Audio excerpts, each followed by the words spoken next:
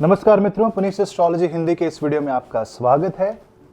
कुछ ऐसा हो गया है जो कि काफ़ी यूनिक भी है, कुछ हमें समझने की भी आवश्यकता है और कुछ चीज़ों की सावधानी भी हमें बरतनी चाहिए और कुछ चीज़ों में ये अति उत्तम भी है, अति श्रेष्ठकारी भी है, और वो है शनि का अस्त हो जाना। अगर आप ध्यान से देखें तो सूर्य देव अब कुंभ राशि में प्रवेश कर चुके हैं और सूर्य शनि का गोचर कुंभ राशि में बन करके शनि को अस्त कर रहा है। कुछ ही समय में, फरवरी के अंत में, शनि, बुध और सूर्य एक सीध में रहेंगे, यानी लाइन ऑफ साइट कंजंक्शन में रहेंगे, और उसका हम पे परिणाम, तो उसका हमारे पर असर पड़ेगा। हमको यहाँ पे विस्तृत रूप में जानना है कि इसका हमारे जीवन पे क्या असर पड़ने वाला है। दोस्तों, चैनल को जुड़ने के लिए सब्सक्राइब अवश्य करें। आप वीडियो को लाइक करना चाहते हैं तो लाइक करें, अपने सुझाव कमेंट सेक्शन में दें और वीडियो को शेयर अवश्य करें। मुझसे इंस्टाग्राम में जुड़ने के लिए आप इंस्टाग्राम का लिंक नीचे डिस्क्रिप्शन बॉक्स में दिया है, वहां से आप जुड़ सकते हैं। वीडियो को अंत तक अवश्य देखें, क्योंकि मैं आपको कुछ ऐसी बातें बताऊंगा और कुछ ऐसे उपाय बताऊंगा जिससे कि आप शनि के इस कुप्रभाव से बच सकते हैं, और सूर्य की इस प्रभाव को कैसे समझें इसको भी हम विस्तार में जानेंगे। चलिए शुरू करते हैं। सूर्य और शनि पिता और पुत्र हैं, तो उनमें इतना मतभेद क्यों? मतभेद इसलिए नहीं है क्योंकि वो आपस में शत्रु हैं, ये हमारी गलती है, हम उन्हें शत्रु समझते हैं। पर आप समझो, ऊर्जा के रूप में वो एक दो पोलैरिटी को इंडिकेट करते हैं। सूर्य अथॉरिटी है, वो पिता है, वो राजा है, उसमें प्राइड है, उसमें ज्वाला है। वहीं शनि न्याय है, स्लो है, धीमी गति से चलने वाले हैं। वो धीरे धीरे न्याय करते हैं, धीरे धीरे समाधान करते हैं। वो ठंडे ग्रह हैं, उनमें आक्रोश नहीं है, उनमें अग्रेशन नहीं है। वो चाहते हैं कि धीरे धीरे सब समाधान हो। वो डेमोक्रेसी को रूल करते हैं, और सूर्यदेव जो है वो ऑटोक्रेसी या राजा, मोनार्की को दिखाते हैं। सूर्य तो हमारी आत्मा के प्रतीक है, वो हमारी प्राण ऊर्जा है, और शनि कर्म के प्रतीक। तो आत्मा और कर्म में शत्रुता कैसी? यही हमारे मन में एक ऐसा भेद है जो हम गलत समझते हैं। यह सिर्फ उनके गुणों में भेद है, गुणों में एक विपरीत स्थिति है, शत्रुता नहीं। वो कोई देवासुर संग्राम नहीं हो रहा है यहाँ पे कि एक देवता है और एक असुर, दोनों ही देवता है। एक हमें कर्म का फल देते हैं और दूसरा हमारे जीवन को चलाते हैं। एक बात आप समझो कि अगर आप भोजन करते हो तो आप वनस्पति का भोजन करते हो, अगर आप वेजिटेरियन हो, आपको ऊर्जा मिलती कहाँ से है? सपोज आपने फल खाया, आपने फ्रूट खाया, आपने गेहूं खाया, आपने रोटी खाई, अंततः शुरुआत में वो तो एक बीज था, वो एक पौधा बना। उस पौधे ने भोजन कैसे बनाया? अगर सूर्य की कृपा न हो, सूर्य की किरणें न पड़े, तो क्या पौधे में भोजन उत्पन्न हो जाएगा? हम तो फोटोसिंथेसिस जानते ही हैं, basic stuff. Photosynthesis is the one that creates the food in plants through leaves, हरियाली। तो कहीं ना कहीं हम सौर ऊर्जा का ही ग्रहण करते हैं एक दूसरे स्वरूप में। इसका मतलब हम जीवित हैं सूर्य ऊर्जा की वजह से। इसीलिए सूर्य जीवन है और शनि कर्म। जीवन और कर्म जब एक साथ आते हैं तो हमें कर्म करने के लिए प्रेरित करते हैं। कहाँ आ रहे हैं? कुंभ राशि में आ रहे हैं। कुंभ राशि क्या है? कुंभ एक ऐसी राशि है जो सूर्य और शनि दोनों के लिए उत्तम है। क्योंकि अगर सूर्य से बात करें तो कुंभ राशि सप्तम है, यानी बिना कुंभ के सिंह का एग्जिस्ट होना संभव नहीं। वहीं कुंभ जो राशि है वो शनि देव के लिए मूल त्रिकोण राशि है, और मूल त्रिकोण राशि कहने का मतलब शनि देव की सर्वाधिक प्रिय राशि। एक तरह से समझिए वो उनका ऑफिस हो गया, क्योंकि कुंभ राशि कर्म फल की राशि है। तो अगर कर्म फल की राशि में कर्म फलदाता विराजमान हो और वहां उसके पिता सूर्य का आगमन हो, तो यहाँ पे इसे शत्रुता न समझें, इसमें मानसिक मतभेद समझें। इसमें यह समझें कि आपके जीवन में दो प्रकार की धाराएं बहेंगी, जिसमें सूर्य की जो धारा है वो थोड़ी प्रभावशाली हो सकती है, और शनि की धारा बहना बंद नहीं होगी, दिखना बंद हो जाएगी। अस्त ग्रह वो होते हैं जो अपनी धुरी में चलते रहते हैं, लेकिन क्षितिज के नीचे होते हैं, यानी होराइजन के नीचे, क्योंकि वो सूर्य के समीप होते हैं तो वो दिन में दिखाई देते हैं। मतलब अगर किसी प्रकार से सूर्य की किरणों को दिन में ढक दिया जाए, यानी अगर उसी समय ग्रहण छा जाए और अंधेरा छा जाए, तो आपको शनिदेव दिख जाएंगे। यहां पे ये देखने वाली बात यह है कि जब सूर्य और शनि एक साथ आ रहे हैं तो अहंकार में वृद्धि हो सकती है, क्योंकि कर्म नहीं दिखाई दे रहा, सिर्फ पावर दिखाई दे रही है। तो व्यक्ति पावर के नशे में बहुत कुछ कर सकता है। अच्छा, मंगल भी उच्च के चल रहे हैं, तो मंगल जिस राशि में वो राशि स्वामी भी शनिदेव हैं। तो जब मंगल की राशि स्वामी शनिदेव जब सूर्य के सामने जाकर के अस्त हो जाते हैं तो यहाँ पे शनि, मंगल और सूर्य प्रधान राशियों को सर्वाधिक प्रभाव देते हैं। यानी अगर आपकी मेष राशि है और वृश्चिक राशि है तो आपके अंदर प्रोत्साहन बढ़ेगा, कार्य क्षमता बढ़ेगी, नए करियर की अपॉर्चुनिटीज आएंगी और आपको आगे बढ़ने में सहायता करेंगे। ये आपके रिसोर्सेस को बढ़ाएंगे, पिता से संबंध अच्छे होंगे और आपको ग्रोथ का मौका मिलेगा। वहीं अगर आपकी शनि प्रधान राशि है, यानी कि अगर आपकी मकर और कुंभ राशि है, तो थोड़ा सा आपको संयम बरतना है, आपको अपने गुस्से पर नियंत्रण करना है, अपने रिसोर्सेज, अपने फाइनेंसेस को संभाल के चलना है और नए इन्वेस्टमेंट करने से बचना है। यहाँ पे आपको अपनी ऊर्जा का प्रयोग खुद को बढ़ाने में करना चाहिए, प्लेटफॉर्म बिल्डिंग में करना चाहिए, एग्जीक्यूशन बहुत सोच समझ के करना चाहिए, क्योंकि आपके राशि स्वामी अस्त हैं। यानी आपको किसी भी चीज को समझने में समय लग सकता है, आप गलत अज्यूम कर सकते हैं। जो व्यक्ति अजम्पशन के बेसिस पे आगे बढ़ रहे हैं उनके लिए गलत समय है। और अगर आपकी सूर्य प्रधान राशि है, यानी अगर आप सिंह राशि के जातक हैं, तो ये सब कुछ आपके सप्तम भाव में हो रहा है, यानी आप विजय प्राप्त करेंगे, आप बिजनेस में आगे बढ़ेंगे।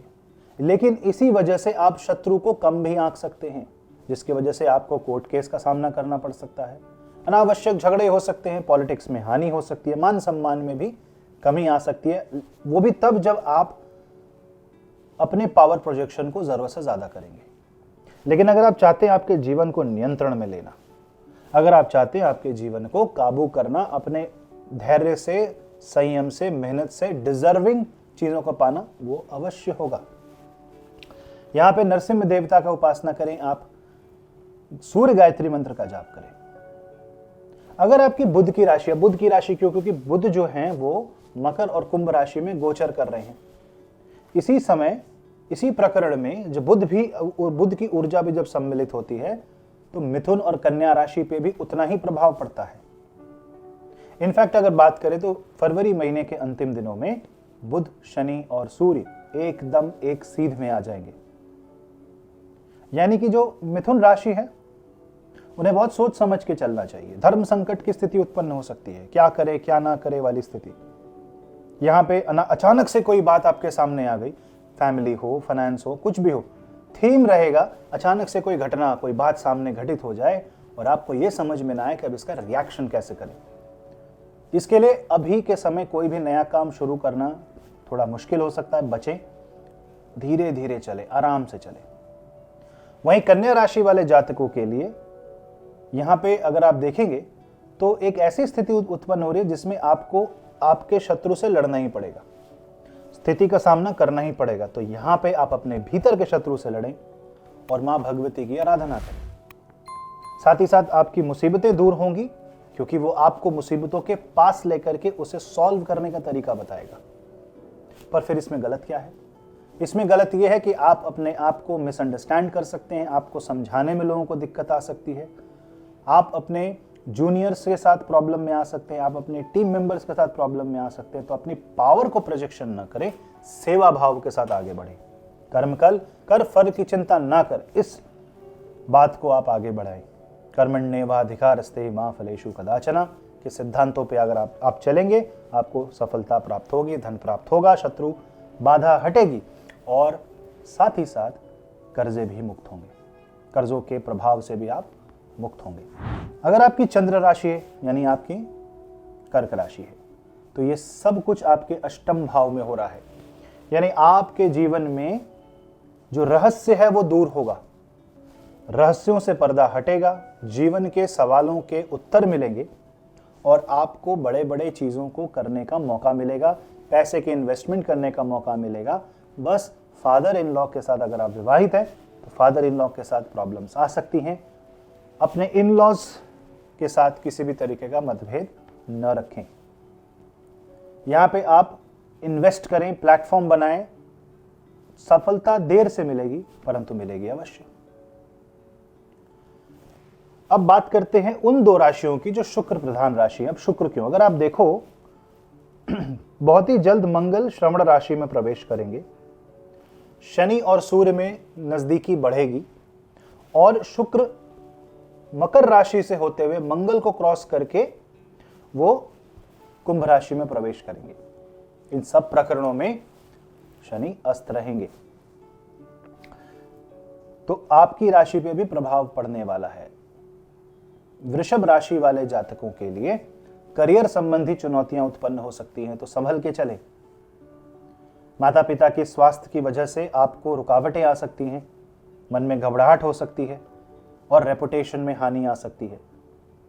इसके लिए आपको निरंतर ध्यान करना चाहिए और हर काम को धीरे धीरे एक एक कदम समझते हुए आगे बढ़ें।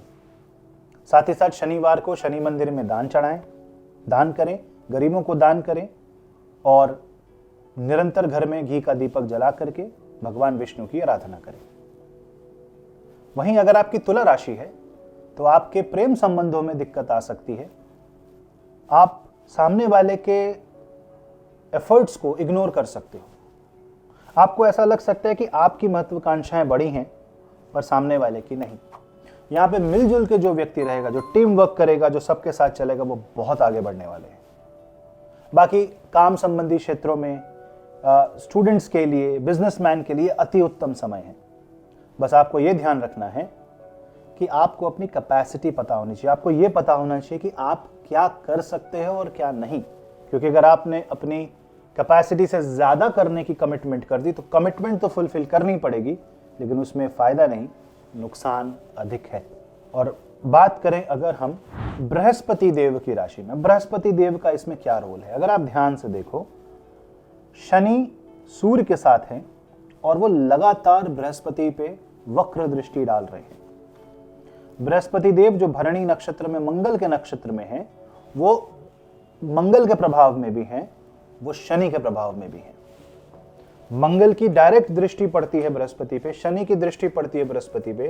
तो बृहस्पति देव की जो राशियां हैं, धनु और मीन राशि, उनमें असमंजस की स्थिति पैदा होती है।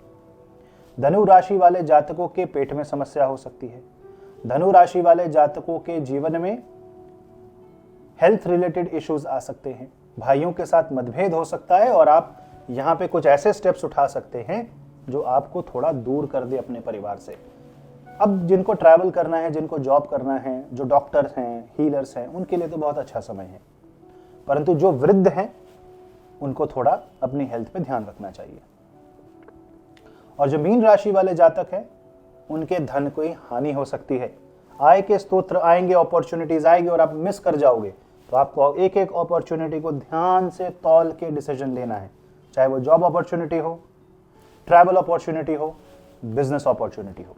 दान अवश्य करें, वृद्धाश्रम में जाएं, सेवा दें, अपने बड़े जनों का, गुरुजनों का पैर छू करके आशीर्वाद लें और इससे आपके मनोबल में वृद्धि आएगी, क्योंकि आपका मनोबल गिर रहा है, गिरने ना दे। तो दोस्तों, ये देखिए 12 राशियों के लिए हमने जानने की कोशिश की कि क्या हो सकता है, किस तरीके का प्रभाव यहाँ पे अस्त के शनि ला सकते हैं। डरने की बात नहीं, अस्त के शनि से डरे नहीं, समझें कि अस्त के शनि सिर्फ हमारी दृष्टि से ओझल होते हैं, उनके कार्य क्षमता में बिल्कुल कमी नहीं आती। हम नहीं देख पाते, इसलिए हमें लगता है वो कमजोर हो गए। इसका मतलब न्याय दूर नहीं है, न्याय बस दिख नहीं रहा। तो इनजस्टिस के लिए आप बिल्कुल भी डरे नहीं, जस्टिस मिलेगा जीवन में, चाहे वो आप फाइनेंशियल जस्टिस हो, चाहे वो सोशल जस्टिस हो, चाहे वो आपके जीवन में कर्म का फल जो काफी समय से नहीं मिल रहा था वो भी मिलेगा। जिन व्यक्तियों को मन में डर रहता है उनके लिए बहुत अच्छा समय है, क्योंकि शनि की वजह से या शनि के प्रकोप की वजह से अगर कोई डर उत्पन्न हो रहा है तो सूर्य उसे हाईलाइट करके दूर करेंगे। ये तो उत्तम समय है ना। तो अवश्य आप आगे बढ़ें, शनि मंत्रों का जाप करें, शनि देवता के सामने नतमस्तक होकर के उनसे क्षमा मांगे कि वो हमारे जीवन को और बेहतर बनाए और हमारा मार्गदर्शन करते रहें। मिलता हूं मैं आपसे अगली वीडियो में, तब तक के लिए नमस्ते।